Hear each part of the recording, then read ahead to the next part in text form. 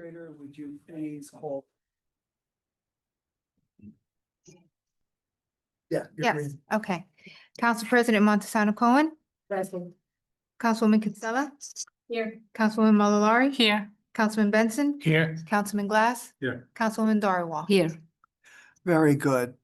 We start with our administrator's report. If you could, Ms. Apatella, please tell us where we are with constructions and any other areas of that we could update the council on. Sure. I want to first start off with the fact that I was in the Bergen County Joint Insurance Fund meeting earlier this evening. And they adopted their budget for 2026, and our assessment increase, which has been double digits over the past 3-4 years, will only be 2.8%. Wow. Yeah, so that's. How much of an impact does that have on the budget in general? Oh, I don't have the sheet with me. I think it's about a $20,000-$30,000 increase. It's Okay. not very high at all. And right now we're estimating a point at around 225 to 250. About 250 and change. Okay. Yes. And for the public's benefit, a point means a tax percentage point. So any increase from the county, from the state, from health benefits, that would be something we'd have to try to incorporate into the budget and hopefully mitigate through other savings if possible. Go ahead. Okay, so before I go into the projects, the sine die, which is the last meeting of this governing body, and the reorganization meeting with the new governing body, that meeting needs to be scheduled, and under state law, it has to be held within the first 7 days of January. If you don't have a date in mind yet, just email the borough clerk, and for the next meeting, she will have to propose 2026 schedule as well, just so you have that tickler in the back of your mind and send those dates. Towards that end, I'd like to congratulate our council president on re-election. Everyone, a round of applause. Thank you. It's not official, but it's there. The official notice will come out to November 19th, I believe. And Mr. Pfeffer, if you'd please stand. Mr. Pfeffer, it appears, though it's not official, will be our new councilperson-elect when the official certification comes out. Mr. Pfeffer. And we'd like to thank and congratulate Sebastian. What's Sebastian's last name? Mascarella. Mascarelli on running a good campaign. We wish him well in the future. All right, please continue. Okay, as far as projects are concerned, I met with our project manager from Costa Engineering, as well as with our DPW superintendent yesterday, and these are the latest updates.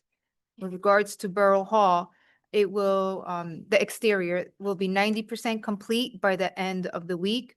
Railings for the police department side need to be installed, as well as curbs, sidewalks, aprons, pads, and streetscaping. The project should be completed by mid-December, weather permitting, including punch list items. Fire Company 2 and sidewalks, that parking lot just was paved and needs to be striped. The prefabricated shed is on order and is expected to be delivered between mid-January and early February. The local road project is complete. The contractor is finalizing the punch list items. And our other road project through the Riverside Cooperative, final striping to complete the project needs to take place, as well as finalizing the punch items. And moving forward, we will be going out to bid ourselves for road projects rather than using the Riverside Cooperative. We received better pricing and the work quality was better. Plus, the cooperative only requires a 15% maintenance bond of the contract, whereas we require 100% of the maintenance bond. Bogart Road Section 7 and 8 are complete, and they are waiting for the Department of Transportation to approve the design for Section 9, which is the replacement of curb, sidewalk, and driveway aprons from Concord Drive to Adams Avenue. And lastly, KBG, that project is on schedule. The under drains and sprinklers will be worked on in the next 2 weeks. The first coat for the pickleball courts will be laid on Friday. The second coat, laying the second coat is contingent upon the weather. And the remaining items thereafter will be the laying of sod, installing the turf, installing dugout covers, benches, batting cages, and scoreboards, but it is on schedule. Excellent. Any questions from any member of council in regard to the projects that we're doing? Mhm. Oh, you need to activate your mic. You're not, green light. There you go. Sorry, sorry so KBG, Mhm. when you say the sod and the items that you mentioned, is that going to be done before the new year or after the new year? They will do as much as possible before the new year and as long as weather is on their side. Okay, But either way, even if it has to be after the new year, it should still be ready for April. for April, that's great. Okay, Mhm. thank you. You're welcome. Okay. Are there any other questions from any member of council? All right, could I have a motion and second to open to the public on items on the agenda only? All in favor, please say aye. Aye. All right, let's see, is there anyone in the chambers who would like to raise their hand and ask a question about any item on the agenda? If it's off the agenda, we'll do that later in the meeting. So this is just for the agenda. There are no attendees virtually, and I'm seeing shaking of heads. So could I have a motion second to close to any item on the agenda for the public comments? So moved. Second. All in favor? Aye. All right, great. Could I have a motion from the council president and a second from Councilwoman Kinsella, both who are on the personnel committee, to the following items once I finish reading them into record. Approve the appointment of Carolyn Smith, Bruce Pfeffer, and Tina Mi Rios to the River Edge at USA 250th Committee, effective November 13th, 2025. Approve the resignation of Jeff Delpreet, school crossing guard, effective November 1st, 2025. Approve the appointment of Lisa Monsanto Cohen to the Finance Committee as alternate one, effective November 13th, 2025. Approve the resignation of Edwin Alter, land use clerk, tax assessor clerk, effective November 19th, 2025. So moved. All in favor, please say aye.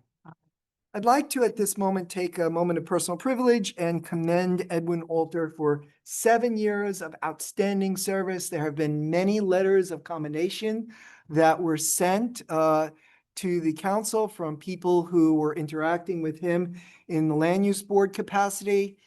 He always went above and beyond, always used the community model as is the model and direction for himself. We will be sad to see him go. But for personal reasons, he will be stepping away, and we will miss him. Monthly reports are available through the clerk's office, the October Library Board of Trustees, the October Tax Collector, and the November Fire Prevention reports. Okay, this brings us to resolutions. We have resolutions 25-283 through 25-289, which includes payment of bills. I'll ask for that one to be read into the record, but we're going to be moving all of them. Before we do that, does any member of council have a question or a comment about, and of course, after that, if any member needs to recuse themselves or ask for a separate vote, they can do that once we move to move the resolutions. Any questions from the council? Any comments? I do have a question. Sure, On Council President. On resolution 25-283, what is the purpose of those grants and if the BA could elaborate it just for our education? The Municipal Alliance Grant is a community group within the borough. All municipalities have it. And this grant helps foster the Community Alliance to have educational materials, to help spread the word about the dangers of drug and alcohol abuse. So it helps these volunteers, whether through educational components, pamphlets and other materials to hand out to students and work in conjunction with the police department. Used to be DARE, now they're called the LEAD. And it's just drug awareness, the perils of addiction, and recognizing that addiction is a disease. And I believe that Lieutenant Zemenes is in charge of it. He does a great job. Yeah. But it's not just him. Our patrol officers, our other sergeants, our chief, they get involved. There's an event at the junior high, which is every year, which is a marvelous event, and parents and students are there. It's a great experience. And there's also, I think some of them, some of the officers also go into the schools for classrooms. Any other questions? Sorry, I do have another. No, these are good. These are good. 25 to 80 to 85, the total cost of 55,000 and change for finishing the chamber where we are sitting today. Does that include soft cost in installation, et cetera? It includes the installation, the training, and the partial maintenance agreement, and then the maintenance of the software would just be in the operating budget as it has been in prior years. Okay. Council President, anything else? No, thank you. Awesome. Councilman Glass, just Yes. press the center button and look for the green. Okay. You might How want to do you- just turn it down a little bit. Oh, thank you. Right now it's, yeah. How did the other bids come in for that? For this software, this did not go out to bid. This was purchased through a national cooperative, business information systems. Purchased, there were two companies in the state, Office Business Systems and Gramco. Office Business Systems had the FTR product, Gramco had the Liberty product. Business Information Systems purchased it. They, the state did not go out to bid again for this service, this contract. And so this is a company all municipalities, or the vast majority of municipalities use. So we had to go through the national co-op until the state starts putting this out for bid again. Thank you. All right. Anything else, Councilman Glass? No, Anyone else? Okay, great.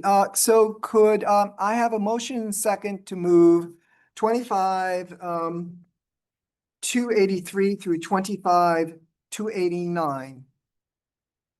So moved. All right, and could I ask the finance chair, for the sake of transparency, to read 25 289, and then we'll vote on the entire list.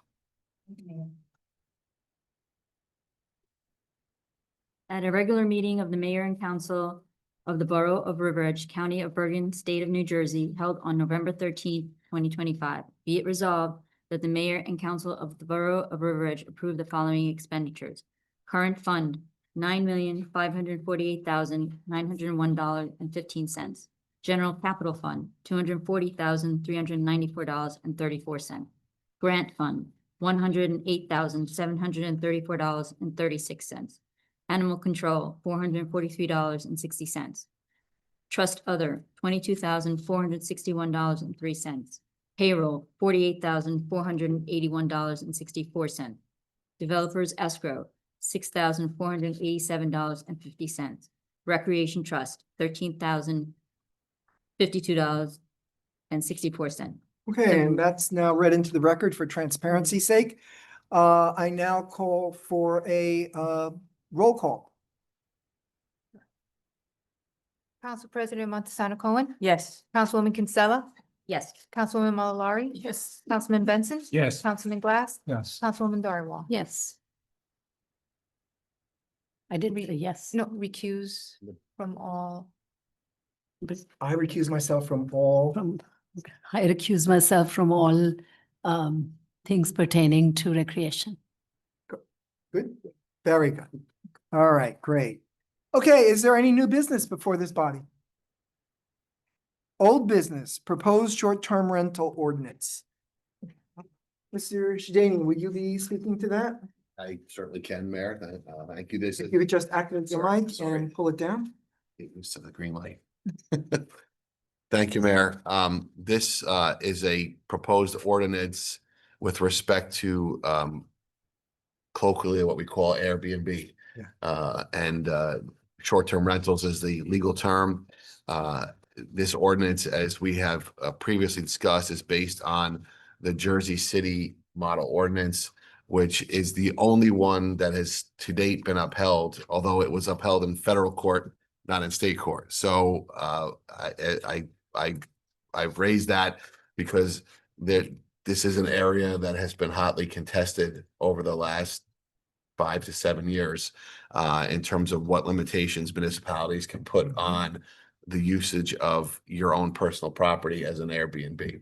And whether or not individuals are allowed to use something other than their own personal residence as an Airbnb if they own a rental property and use it for short term, meaning less than 30 days or less than 28 days, I believe is the number that's in the ordinance. But the federal court's decision that upheld this was pretty strong, and I think that the New Jersey courts are likely to adopt it if it ever gets that far. So I'm comfortable recommending this to the council. So could you just do, if you could, an overview of what the restrictions would be if it's approved? Okay, so there are a whole number of restrictions. Just an overview. All right, it has to be your own home. Yes.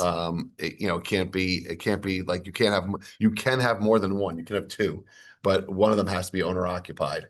The other issues are that you can't have more than 28 days. It can't be something that's otherwise subject to normal rentals, if you were like an apartment complex, that's not included. They're not allowed to, condo complexes, they're not allowed to use them for Airbnbs. There's a permitting process. You have to get a permit, which will then go through a whole series of checks that you have to pass, including having insurance, et cetera, so that we know that the person who's using their premises as an Airbnb is the individuals who are renting are protected, as well as the borough being protected. What would be some of the consequences if someone did not follow the ordinance? There are fines and penalties that are contained within the ordinance, which are consistent with our schedule of fines and penalties in the borough. And they get progressively stricter if you commit more than one violation. And I can say from having seen this in other municipalities, it's not usually a one violation kind of situation. When it happens, it's usually a multiple violation type of situation.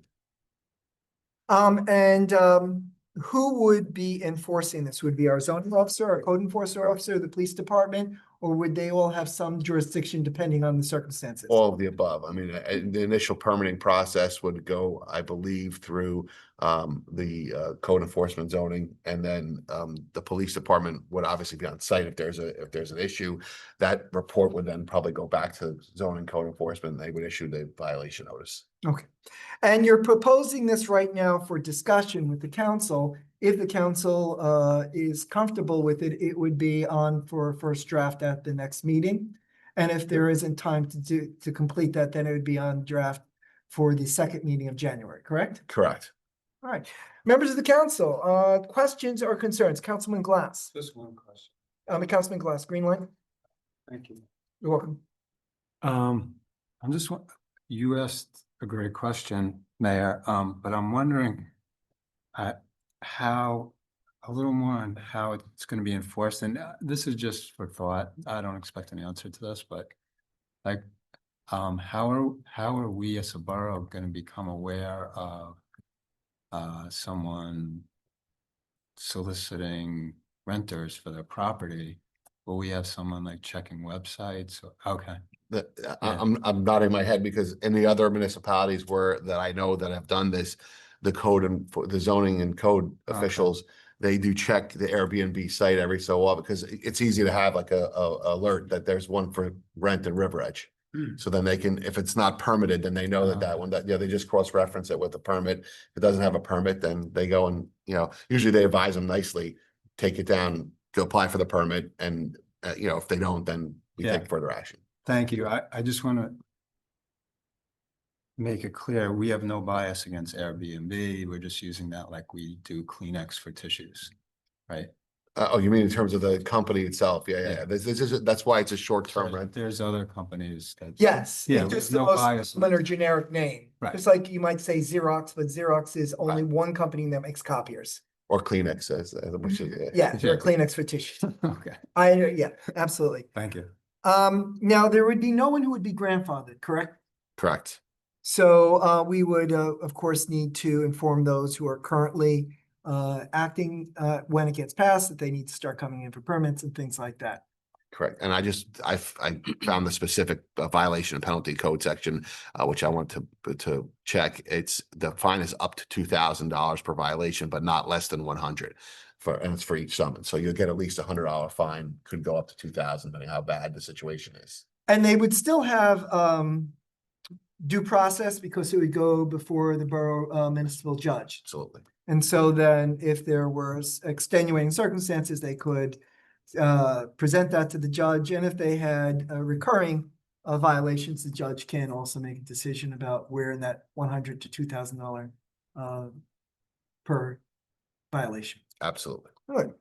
So we're treating our public well, we're treating our renters well, and we're also protecting our neighbors because we've already had several incidences of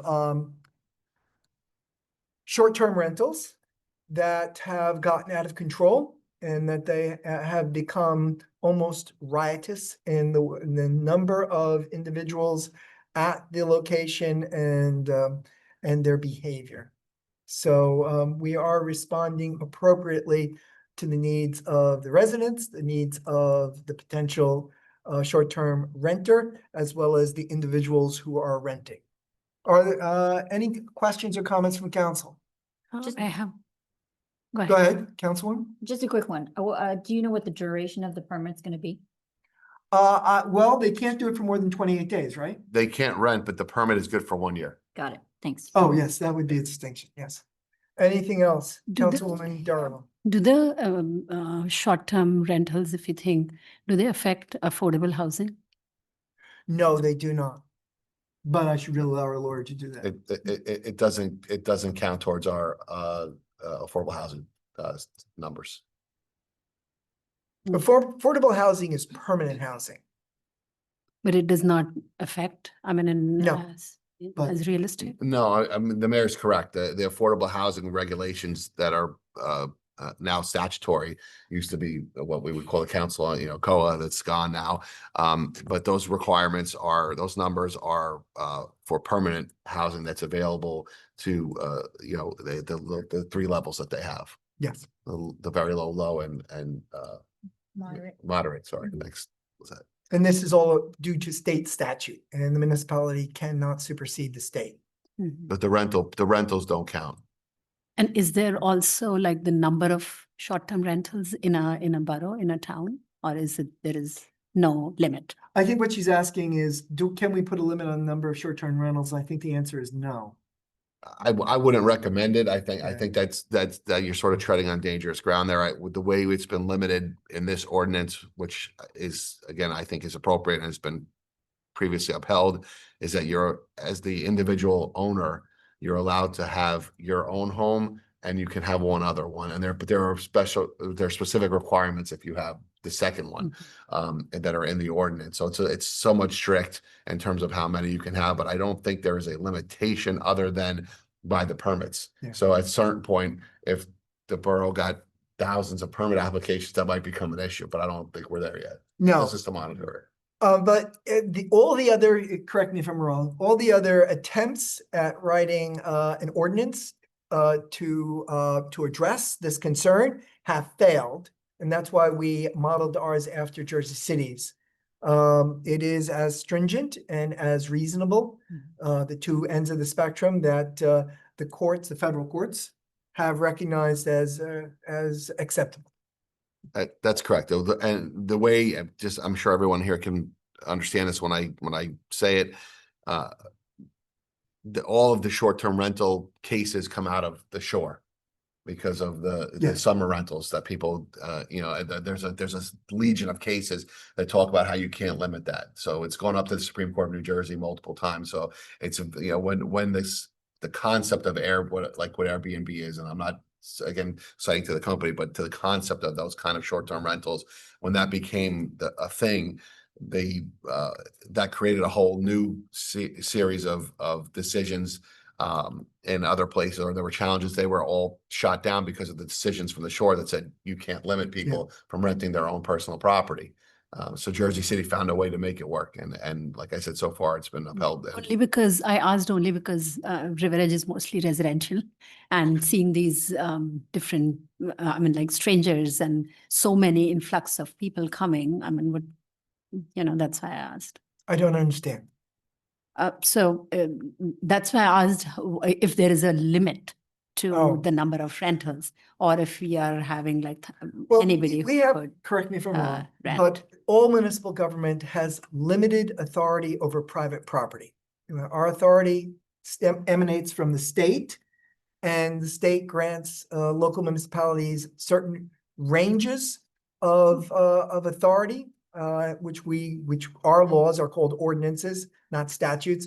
Statutes create ranges for us to act within, but there have been some abuses of this, and we have FIFA. FIFA, is it called? Yeah. Yes. Yes. What does FIFA stand for?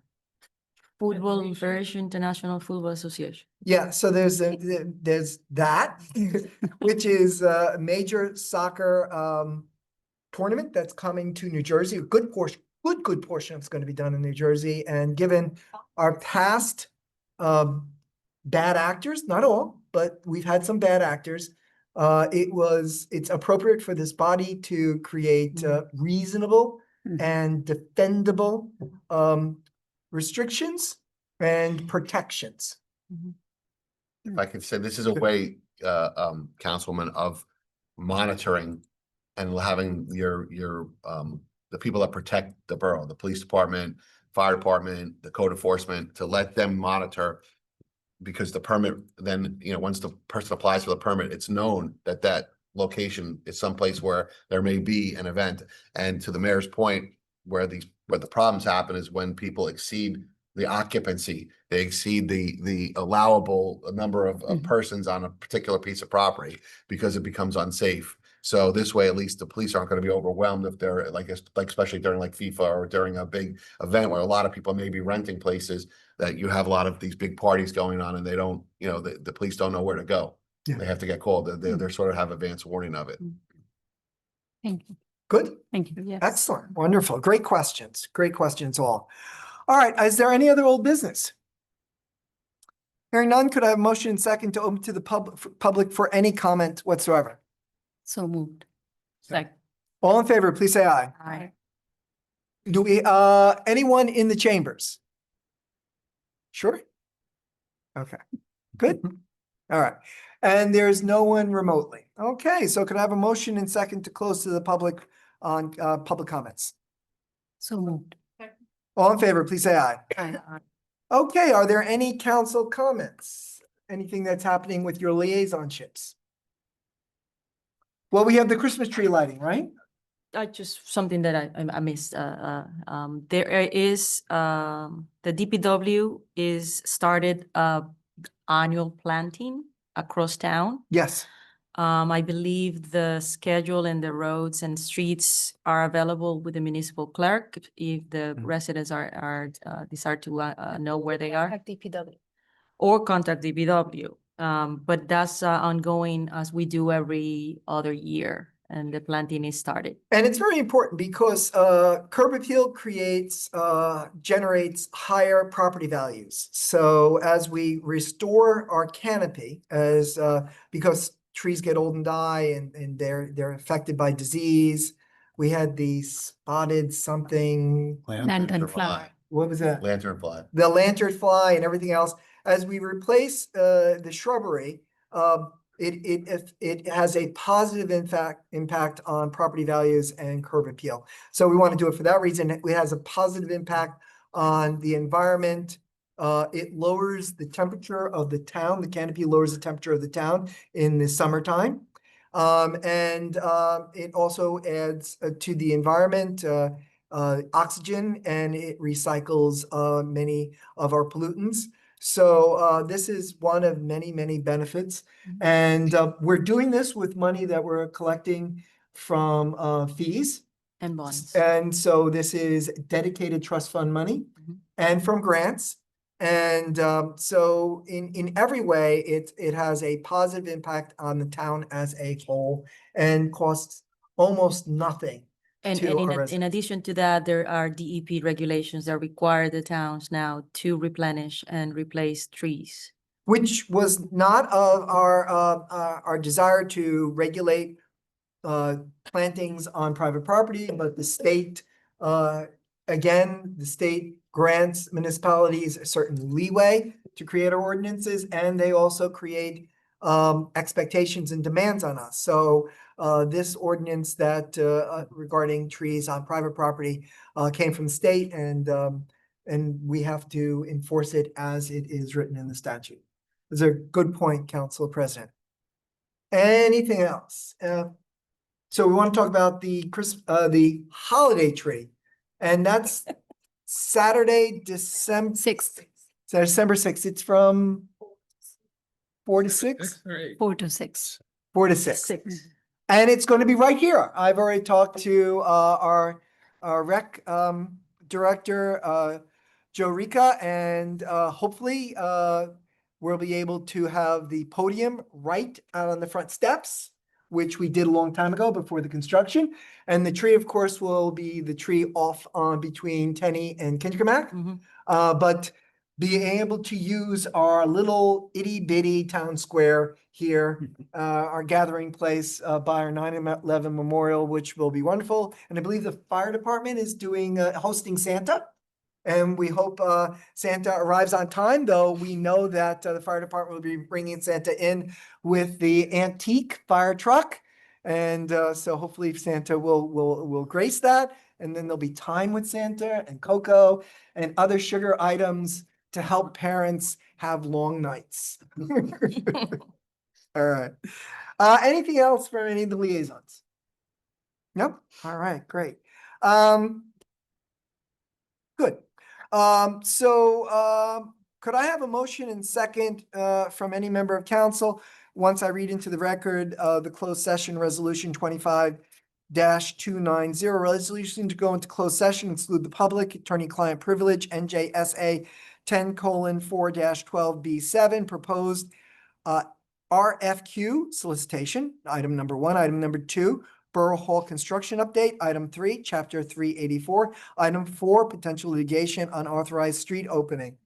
And on item 5, 2026 paid time off usage. Okay, So could I have a motion and second for that? So moved. Second. It's been moved and seconded. All in favor, please say aye. Aye.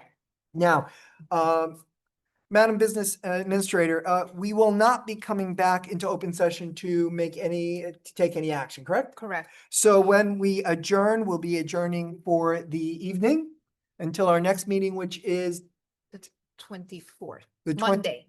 Monday, the 24th. We want to make note of that because we normally have our meetings on Thursday.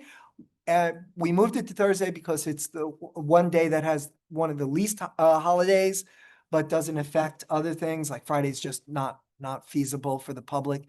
But Thanksgiving is the one time of year when we do have to move it to a Monday. Okay, so could I have a motion and second to adjourn the public meeting?